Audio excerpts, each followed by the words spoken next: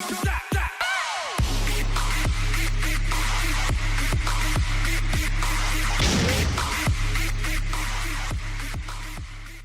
evening, YouTube. My name is Dan, and I'm the coach of your St. Louis Rampardos. Now, the St. Louis Rampardos had smashed their opponent last week to get it to the semifinals in the GBA, where we are going to be taking on the Atlanta Hawluchas and Coach Yo Fizz, aka Fizzy Stardust. Now, the last time we took on Fizz, we came out a little bit short, ending up getting completely destroyed, to be perfectly honest, mainly because there was a couple things on his team that he brought that I was not expecting him to bring, or I didn't prepare enough for. However, I do believe that we have the proper team matchup to be able to take down Fizz, potentially pick up a W here, and move to our second straight championship, which would be absolutely wonderful way. It would be an absolutely wonderful way to close out our season as the St. Louis Rampardos in the GBA.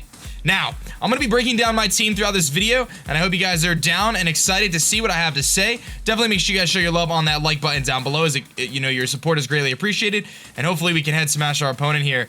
Fizz came out as one of the best teams in the league, one of the best records overall total. He's got a very dynamic team featuring a number of different threats, including Charizard Y, Pokemon like Garchomp. He's got sand through Tyranitar and Stoutland, which can benefit from that sand. He's got Heliolisk, Pokemon like Starmie, which gives him a reliable Rapid Spinner, making hazards a little bit less effective. He's got Togekiss as well, another defogging Pokemon. Not to mention other threats like Chestnut and Frostlash, which cannot be forgotten. Another Pokemon that walled us last time was Weezing. Completely walled us. I was not prepared for Weezing, and it was able to do a lot of things to us, including set up Toxic Spikes, burn my Pokemon like Aggron, also Pain Split Up, and kind of nullify my ability to go for Rest. A lot of different things he had. Not to mention, I believe he does have a Venomoth as well, and I believe that rounds out his lineup. I think I covered everything for his whole team, and with Fizz, you kind of have to prepare for everything because he's a very dynamic team builder. He team builds with a number of different people who have a lot of different perspectives and a lot of experience in the game, so it's very, very challenging to kind of go against someone like him, especially when he could bring dual weather, he could bring one kind of weather, he could bring no weather at all, and you kind of have to prepare for all of that. So either way, I think that we've come up with a team that can give us a good chance to win, and I feel very confident going to this match, and I'm very, very, very, very excited for this matchup. As I said, Fizz is a great competitor. Please check out his channel, of course, and I hope you guys are going to be rooting for the Rampardos moving forward here in this playoff match, and like I said, hopefully we can get to the championship. So anyway, enough rambling there. Let's talk a little bit about our team and what we're going to bring. So the last time we faced Fizz, I ended up bringing Victini and Aggron. We brought a Choice Spec Sylveon, Mixed Victini, Rest Aggron. We brought a sort of defensive type Uxie. We also brought a Blastoise that was defensive. We had Mirror Coat on it with Assault Vest, and we just missed out on a kill on Starmie. And I believe last but not least, we did bring our Jolteon, which I misplayed, and it got killed really, really quickly in the match, and I kind of misplayed with it, so we didn't get to take advantage of Jolteon speed stat and its type advantage and so on and so forth. So anyway, here's going to be our team. I'm going to break it down. Kicking things off, stepping it up here in the playoffs, of course, is going to be our captain, V-Drive Victini, which is going to actually bring in the Choice Banded Victini, rocking a Jolly Nature with max speed and max attack, which will allow us to speed tie with the Charizard. We're going to be rocking the V-Create, the U-Turn. We've got the Bolt Strike, and of course the Brick Break, which does 2-hit KO Tyranitar, even if he's max HP, max defense. With the Chople Berry, we'll be able to 2-hit KO him with Brick Break on the switch-in. The V-Create actually destroys pretty much everything. Aside from potentially the Tyranitar and the Garchomp, V-Create OHKOs pretty much his entire team, especially if the sun is up. Now, my logic here is you'll see through the rest of my team, Victini was actually the last piece of the puzzle here that I put together, and I'll try to explain how I built the team. I built the team, and you'll see it's a little bit more passive than normal, but I went with Victini to be that big heavy hitter, and I was tossing back and forth between Mixed Victini with Thunder and Focus Blast, and talking about potentially running, Searing Shot or Blue Flare, maybe mixing in Bolt Strike in there as well. But then I ultimately decided that, you know what, Victini is good at doing one thing, and it does one thing better than any Pokemon in the game, and that is click the same move and destroy a team, and that move is V-Create, because it's got such an incredibly high base stat, base power, in I believe 180 plus the stab plus the Choice Band. This thing just rips through teams. To give you an example, max HP, max defense Weezing takes about 75% from a V-Create, and we do outspeed on the next turn, and we can 2-hit KO him. Another example, V-Create actually OHKOs Charizard Y in the sun. I mean, there's a lot of calcs like that show how good Victini can be against this team, and I felt that with the Weezing, with the Charizard, with potential Pokemon like the Tyranitar, maybe even the Chestnut or something like that, we should be able to outspeed those Pokemon, Togekiss as well, and we can just click V-Create or U-Turn early in the game, whatever it may be, and gain some momentum. So I'm really looking forward to using this Victini set, and I think that it could really break some holes through Fizz's team, and it might catch him a little bit surprised because I've been running a lot of creative Victini sets, but I said, you know what, let's go back to the bread and butter this week. If we're gonna win and we're gonna go to the championship, it's gonna be with V-Drive, and it's gonna be click and V-Create, and really, I wanted to not overcomplicate things here.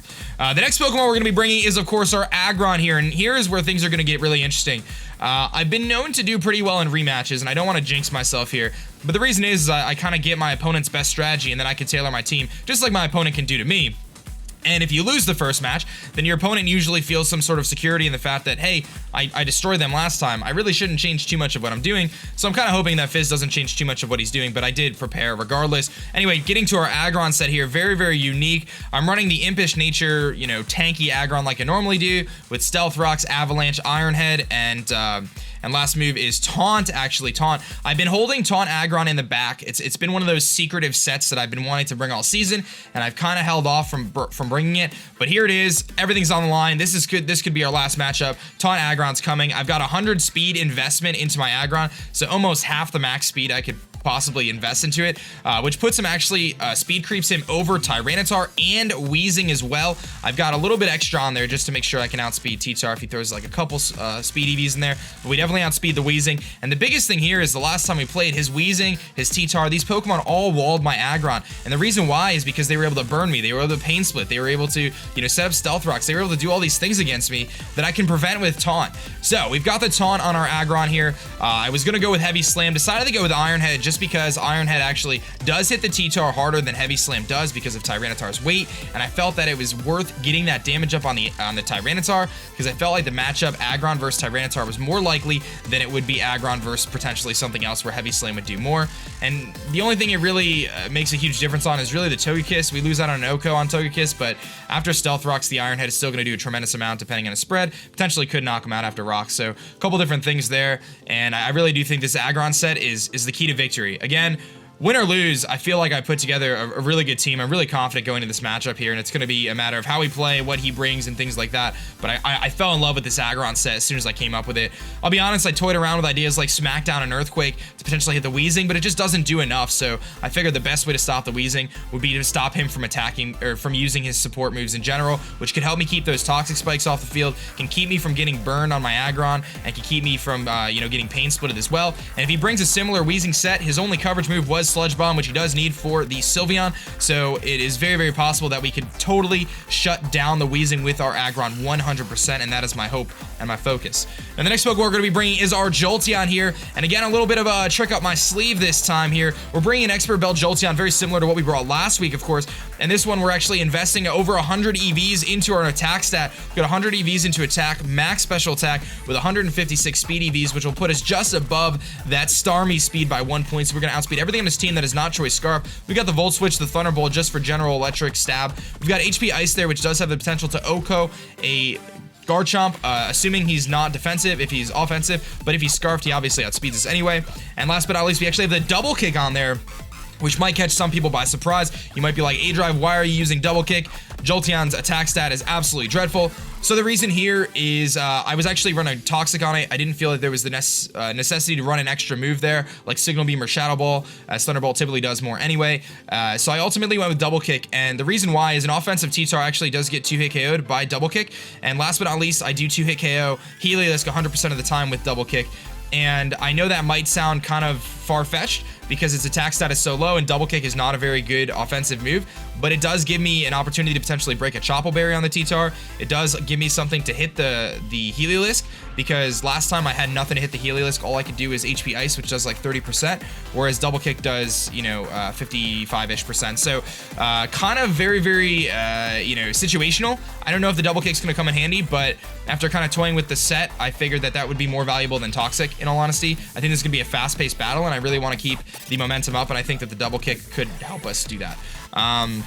The next Pokemon we're bringing, making its second matchup ever this season, is going to be our Herbert here, our Quagsire.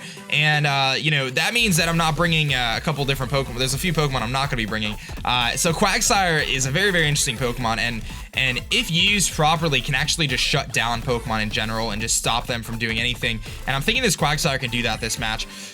You know, the last time I brought it was against Shady, and it was a huge, huge difference maker just because it stops so many of his Pokemon. Because things like Starmie, for example, if Starmie's not carrying, you know, HP Grass or Grass Knot, then he can't really touch Quagsire. He's gonna have Scald, Rapid Spin, and Recover if he brings like a standard Starmie. His fourth move is TBD. It could be, you know, a Psyshock, it could be Psychic, it could be a Grass coverage move for Quagsire, it could be who knows. But since I don't really bring Quagsire, you know, I wouldn't be surprised if he tried to mix it up, maybe T-Bolt or something like that, you know, for Blastoise. I don't know, but I really think that Quagsire can put in some work here. It also goes up well against the Tyranitar. It manages well against a couple other of his Pokemon. It stops the Heliolisk from Volt Switching, and if he does not carry the coverage move on Heliolisk to like a Grass Knot type of deal on Heliolisk, then we're actually going to be doing pretty well against him too. And last time his Heliolisk, I believe, brought Thunderbolt, Volt Switch, Hyper Voice, and then his last move is Focus Blast to hit the Aggron super hard, which means he doesn't really have the coverage for Quagsire, and I can definitely take one of those hits and kill it back with an Earthquake because its defense stat is so pitiful. The nice thing about this thing is it's running max HP and max defense, a little bit of special defense investment. We've got the Earthquake, the Scald there for hopeful burns, Recover, of course, just to keep our health high, and the Stone Edge there. So one of the biggest threats for Quagsire, potential switch-in, is his Charizard Y. When you see a Quagsire, it's going to do three things, right? It's going to Scald, it's going to Earthquake, or it's going to Toxic, or it's going to Recover. So 4 things. But since we're carrying the Stone Edge, we actually do have the chance, or we 100% OHKO standard Charizard Y with a Stone Edge. So I'm thinking if I send out my Quagsire, he makes a bold prediction, goes into his Charizard predicting an Earthquake or something like that. I can fire off a Stone Edge, kill the Charizard, and we're going to be in really good shape. So a little bit of Theory Mons here, but these are the kind of situations that you need to plan for in a competitive match, especially in the playoffs. You got to start, you know, anticipating and predicting the matchups that are going to happen in the match before they even happen, so you can properly prepare. So I really think that this Quagsire could hopefully do some work. I'm a little bit iffy about it, but I felt that, you know, between things like Heracross and Uxie and Quagsire and Smeargle and Golurk and whatever else, I really, really liked the way that Quagsire could work. Now, I have no control over what Fizz decides to do in terms of carrying grass moves. If he carries a ton of grass moves, Quagsire is going to be kind of useless. But, you know, if he doesn't, then we might be in really good shape. The next Pokemon we're going to be bringing is our Sylveon again. Instead of bringing a Choice Specs variant Sylveon, I'm actually bringing a max defense, max HP Sylveon. Tiny bit of speed on there just to speed creep the Tyranitar and the Weezing, of course. Hyper Voice, Wish, Protect, Heal Bell. Very, very support Sylveon this time. This thing handles Scarf Chomp really well, as Garchomp does not carry any Poison-type moves to hit us. Could potentially carry Iron Tail or something like that, I believe, but, you know, we should be able to take most hits. We can do a lot of damage with Hyper Voice. We put a lot of pressure on the T-Tar. We can take most hits from that thing as well. So realistically, I think the defensive Sylveon was the best bet, and that Wish Protect support allows it to heal itself up. It allows me to pass Wishes over to my Aggron. It allows me to heal up other things like my next Pokemon I'm going to announce. I really felt that going a defensive approach with Sylveon this week was the safest bet. I really, really like the Specs variant, but as you can see by my team builder, I'm putting a lot of weight on the shoulders of both Jolteon and Victini to put the offensive pressure on Fizz and hopefully get us the W.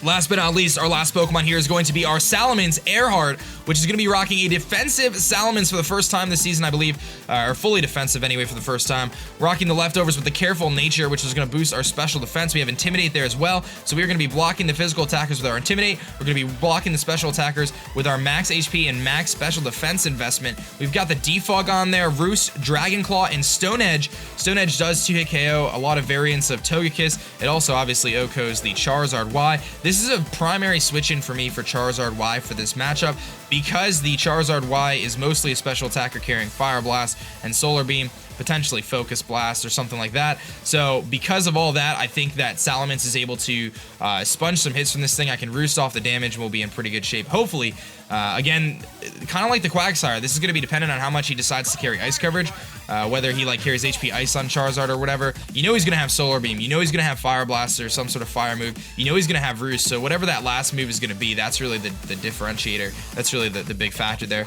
So either way, I think this Salamence can put in some work. As I said, it also can sponge hits from Starmie if he doesn't carry Ice Beam. So right, either Salamence or Quagsire are going to wall the Starmie in theory, assuming he's got Recover, Rapid Spin, Scald, and his last move. So that's kind of the plan here, guys. Those are the mons I'm bringing. That's a pretty in-depth team analysis, and I'm trying something different where I actually look at the camera instead of not looking at the camera. So if you noticed and you liked it more, tell me, because I'm trying to, improve what I'm doing here. So anyway, kind of jumping into this matchup here, I do predict him to bring his Tyranitar, his Charizard. I think he's going to bring a very similar team. His Starmie, potentially the Togekiss, but I know Starmie, Tyranitar, those two are definitely coming. I feel very confident in that. I really think he's going to bring that Heliolisk again. I think he loves Heliolisk, and I think he thinks it can destroy my team because it has a decent matchup. So those are the things that we kind of have to watch out for. But again, I plan for everything, I prep for everything, and I'm ready to rock and roll. And hopefully the St. Louis Rampardos are able to pick up a W here and move to another championship.